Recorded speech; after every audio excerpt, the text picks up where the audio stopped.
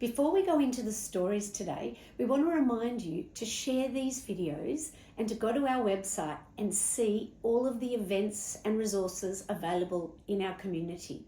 So I want to welcome you to the Social Blueprint, Tammy Kanat. Hi. Hello, welcome. Thank you. Now, Tammy is actually a very creative textile artist who has had quite a bit of success. So we want to talk to Tammy today about her journey in the creative world. Tammy, first of all, where did you go to school? I went to two schools, actually three. I started off at Yavna. Yes. Then I moved to Mount Scopus College. Yes. And then I finished off at Lauriston Girls' School.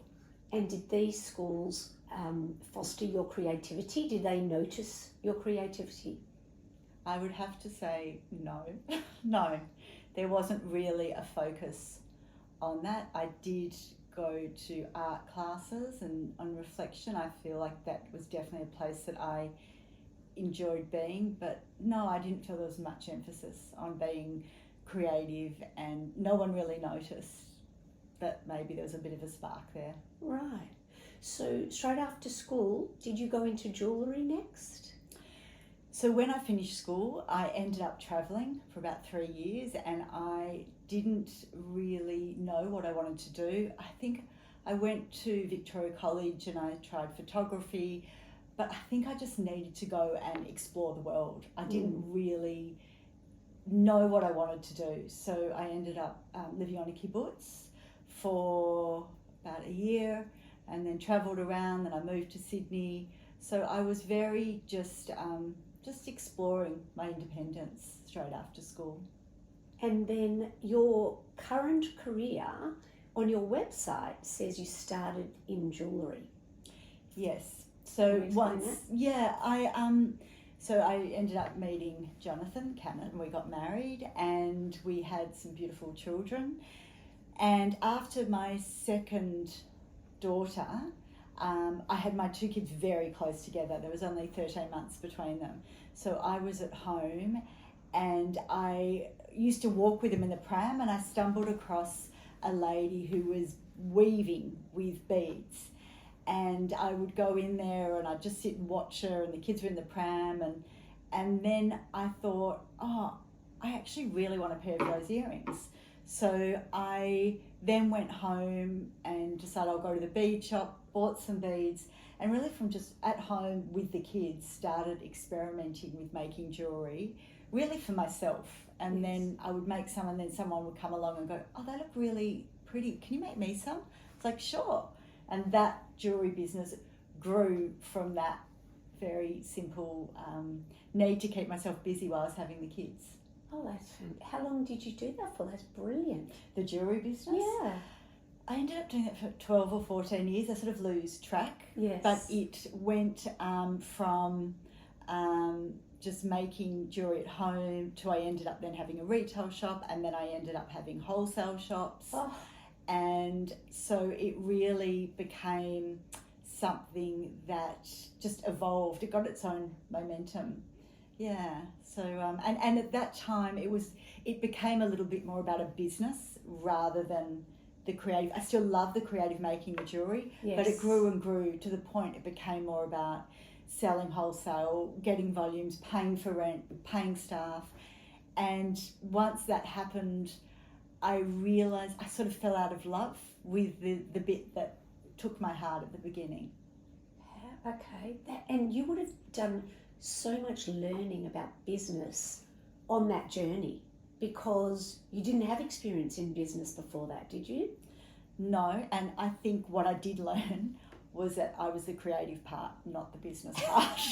I think that was really what became clear to me. And but it was amazing. I think the thing I loved is when someone came in and they had a special event, and I would design something for them, and they'd just be so happy to have that new pair of earrings or jewellery. It was called mink jewellery. I don't know if either of you recall it, but it was it did really it was great. I love that interaction and Yes. creating the works, not the volume Yes. of pieces, and that was like then I lost the truth. It would be more about, I need to sell this pair of earrings, not like, you're going to really enjoy this pair of earrings, which is such a different energy.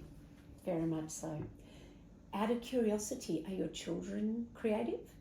They are actually. I mean, we always laugh because during my time, jewellery, so they grew up with stones and beads and, you know, creativity everywhere. And then I did terrariums for a while, and then I worked with ceramics. Like I've dabbled in everything, and I've got all remnants of everything over the time that I've sort of kept the overruns.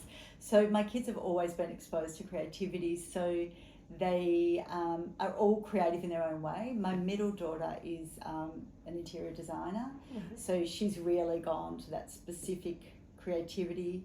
But my other kids, the same. There's something that's in their system, in their DNA. You know? Yeah, absolutely. Interesting. Yeah. They're very fortunate to have that cultivated. Yeah. Very. I think it was just part of our home. That's just what we did. Lovely. Tapestry. How did you get into, which is what Tammy's most known for at the moment, and who knows what's in the future. How did you get into these beautiful pieces? So with the tapestry, so after I finished the jewellery, so basically what happened is it was like I switched off.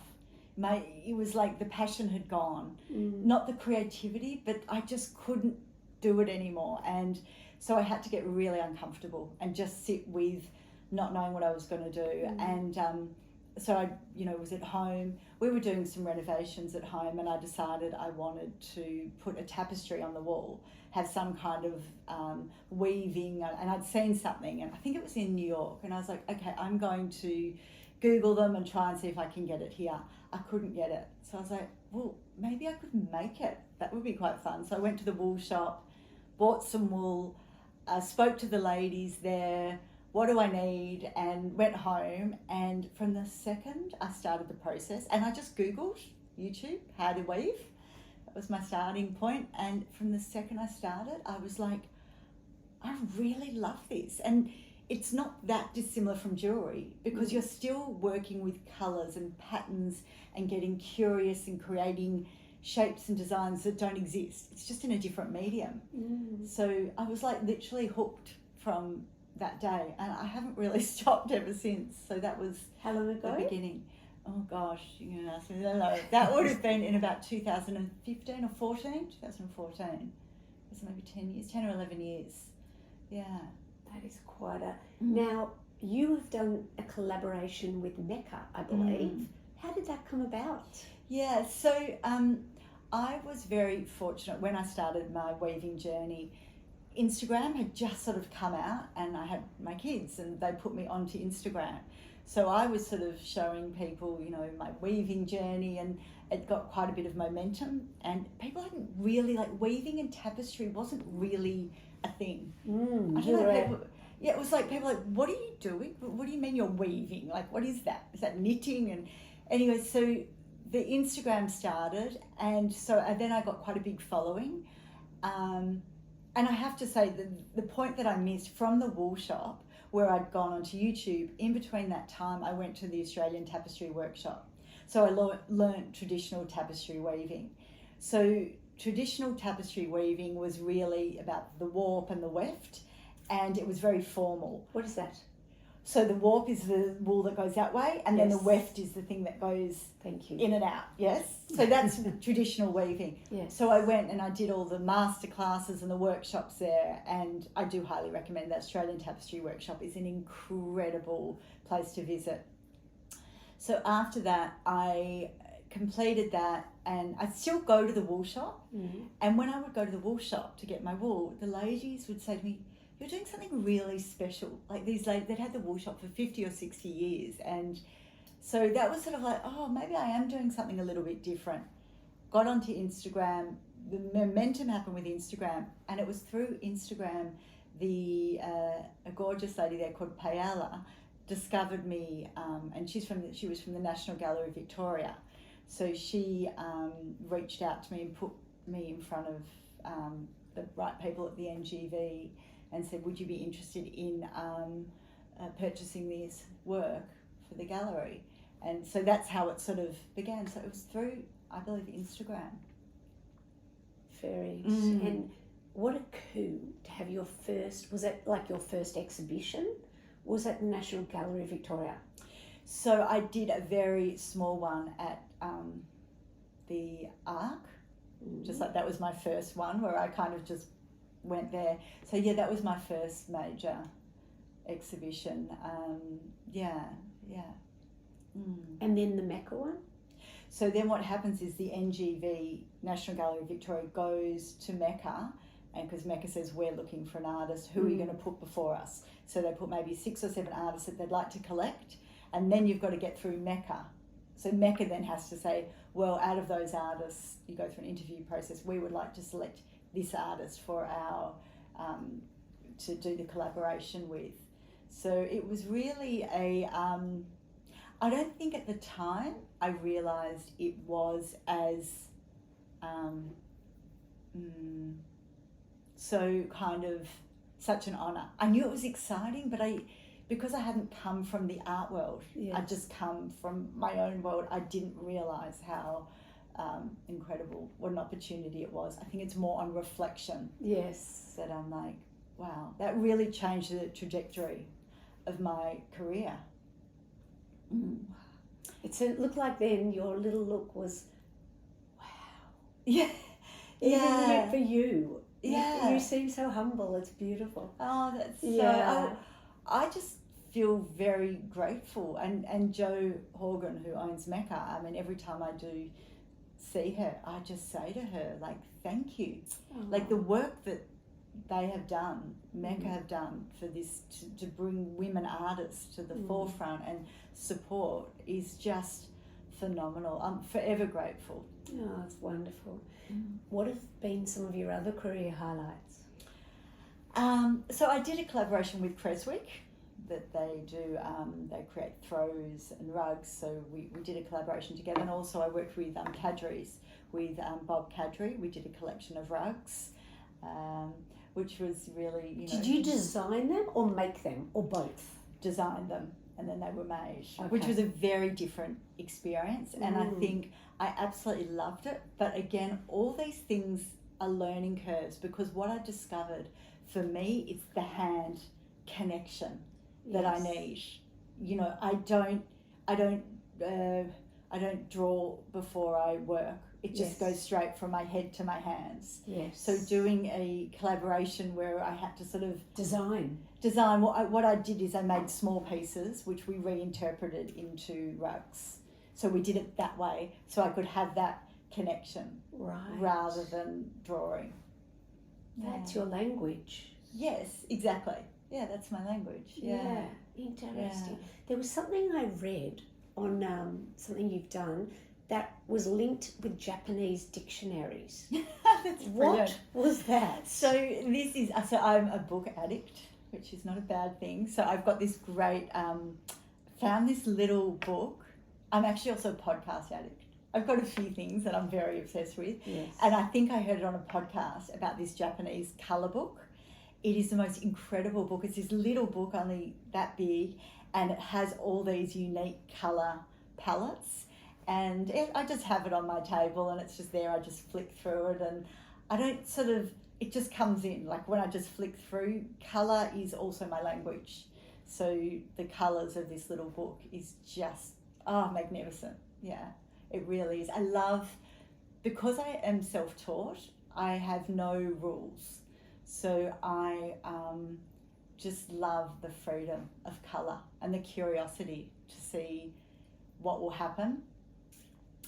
And what I've discovered with my work is often it takes something not to work to actually really work at the end. So you have to have this uncomfortable bit with colours. Yes. Until over time they'll start singing. So it's not till the end that it works. It reminds me a little bit, you know, sometimes you hear a song and you go, I love that song. And then like 2 songs later, twice you've heard it, you're sick of it. Yes. And the song that you listen to and you think, oh, I don't know about this one. And then it comes to you.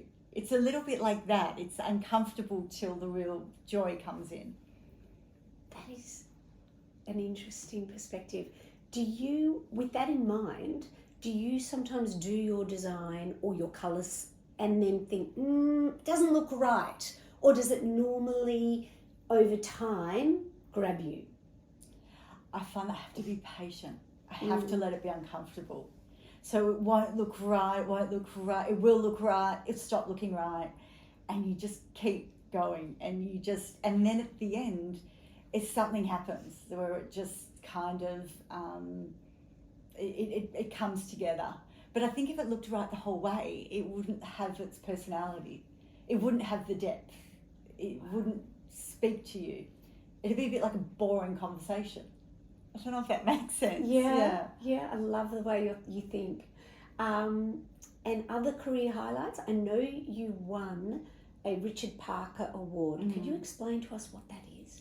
Yes, so I just had my first solo exhibition at the Melbourne Art Fair, and for the art fair there is one artist that is selected who is the, with the body of work that I did, they are the Artist of the Fair Award. I'm not really sure, Yes. And so I was actually on my way to the first opening of the Melbourne Art Fair, the first day, and I was in the Uber, and then I got a phone call saying, you've just won the Richard Parker Art Award, which was just phenomenal because, you know, as an artist, you have self-doubt, you have imposter syndrome, you have all of these things, and you just have to keep trusting what you're doing and do yourself, and it will shine through. And you know, Richard Parker, I had a chat with him and he was incredibly kind. He just said your work stood out because it was unique,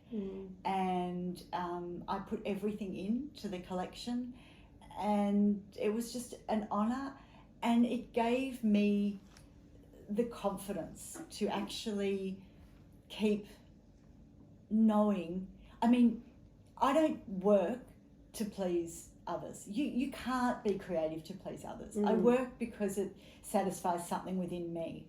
Yes. But if you have that acknowledgement, you know, it helps. You know, it helps you keep going and quiet that conversation of doubt. Beautiful. Question, I don't know if you feel comfortable to answer this one. Have there been ramifications for you in the art world with being Jewish? I don't feel like in any way that I could say it's been directly at me. I feel more that there is a very sort of one-sided view on what is happening in the world. And I feel that, you know, artists often say, you know, the right to free speech, which I totally respect, and you need to do that, and artists need to express themselves, and I 100% understand all of that. I feel often a little bit disappointed if I'm listening to podcasts about art, which I do all day, or just, you know, maybe some people who I might follow on Instagram. I feel that there's not an open-minded attitude, that there's more than one side of the story, and I just feel that that is really important, and it sometimes can make me feel, which I have never felt before, you know, a little bit uncomfortable. Mainly post October 7th? Absolutely, yeah. Before that I felt that there wasn't any kind of division that was clear. And I feel now there's a sort of there's a very kind of, I think not everyone's totally informed. I think some people are, and they've got their point of view, and I respect that. But I think some people are just jumping on something that they haven't investigated maybe enough. Yes. Okay, very well said. Yeah, I think. Okay. What are your future goals? Goodness. Well, I am a very much in the moment person, so I just like to be right here, right now. I just feel that I would like to continue being curious with my art, and being a good mother, good wife, I don't know, being there for my parents. Like, I feel like, you know, my children, my art and my children and my, it's all part of the story. And I think that I just want to keep sharing work that inspires others and possibly, you know, brings joy or maybe some emotion to those who get to see the work. Beautiful. You've obviously inspired people, because I've heard that you did a piece for Miley Cyrus. Did she want something zany or a regular piece? Well, she sent me, this was quite a long time ago. This was early days. She sent me a direct message, and she was very sort of free with what she wanted. She just wanted lots of bright colours, and I think I just respect her so much as an artist, and for her to see something in my work as an artist was just unbelievable. It's interesting because I think an artist is an artist, yes, and it's just a different language. And so Miley Cyrus was incredible. Anyone else? Yeah, well, also Missy Higgins. I've had this incredible. Missy Higgins has always touched my heart. Her music, I feel she sings the truth. She's vulnerable. She's just a very special person, and I in her latest video that she's just done, she has a piece of my work, and she contacted me and said, would you mind if it goes into my video? I was like, absolutely not, I would be honoured. So, you know, that was, again, I feel that, art opens the heart. And I didn't mean that to rhyme, it just happens to, but I really think it does. And I feel that it definitely, I think if, you know, people will often say, oh, I can't draw, or I'm not an artist, I'm not creative. We're all creative. We all are creative. You know, you didn't start kinder and go, oh, I can't finger paint. So we all have it within us. And it was just trusting yourself and being willing to fail, and just not feeling that you've got to do it for anything else but yourself. Wonderful. Thank you so much, because that was really good advice to all creatives out there, is to be true to you. Yeah. And you are a perfect example of that. Thank you. So thank you so much for being here at the Social Blueprint. We've really enjoyed this interview, and we wish you well on your journey. To everyone watching, we are going to put a link to Tammy's website at the bottom. So please look out for that, and we hope you've enjoyed this video. Please share it with friends, and come back to the Social Blueprint to have a look at events that are regularly updated on our website, and many, many resources for the community. Thank you.